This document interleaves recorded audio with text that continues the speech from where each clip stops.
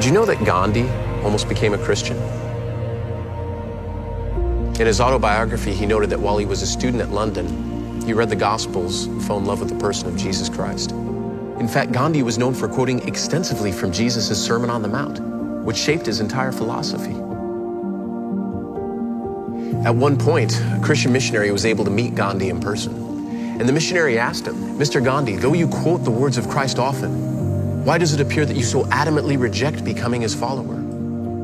Gandhi said, "Oh, I don't reject your Christ. I love your Christ. It is just that so many of you Christians are so unlike your Christ." You see, his rejection grew out of an experience he had in South Africa.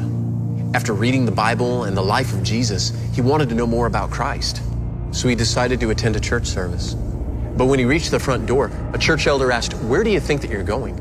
There's no room for you in this church. Get out of here, or I'll have my assistants throw you down the steps."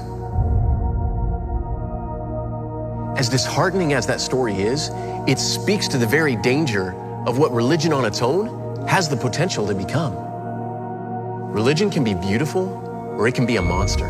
It can feed the poor, or it can feed one's sense of self-righteousness. It can bring peace to one's life, or it can bring war where thousands of lives are lost. But where does the difference lie? How can people share the same beliefs and yet reach such different outcomes? The answer is simple: love. No set of programs, rituals, customs, or traditions can ever replace the very nature of God himself. Without the love of Christ flowing out of us, we become nothing more than an empty shell of what we were meant to be. See, when we forget love, we bankrupt our own words, making them hollow and meaningless. The Bible says if you do not have love, then you've become a noisy gong or a clanging cymbal. In other words, you're just making noise. Even if what you're saying is true, no one is going to listen to you. Jesus demonstrated for us that true love is built on two pillars, grace and truth. But when you remove either one of them, then it doesn't work. Love is this beautiful dance between the two of them, with them both intertwining one with another. The truth is that Gandhi wanted and needed Jesus, but hatred and contempt were shown to him instead of grace. Thus, one of the pillars was removed, and the entire gospel message collapsed to him. Understand this: truth alone makes a person legalistic and self-righteous, where it becomes all about do's and don'ts, or thinking that you're more holy than others because of the way that you live.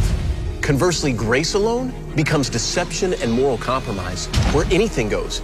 You can make your own truth, and anyone who disagrees with you is being judgmental or hateful. But neither is sustainable. One without the other erodes the very nature of love.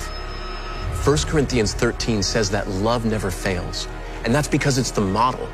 It's the very blueprint that Jesus demonstrated. Remember the story about the woman caught in the act of adultery in the Bible?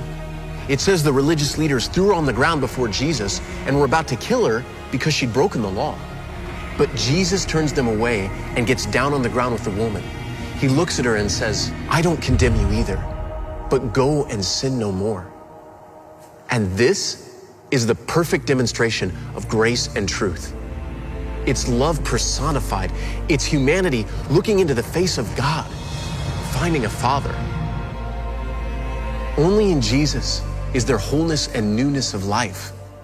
But without the truth to provoke life change and the Christ-like demonstration of grace, the church crumbles.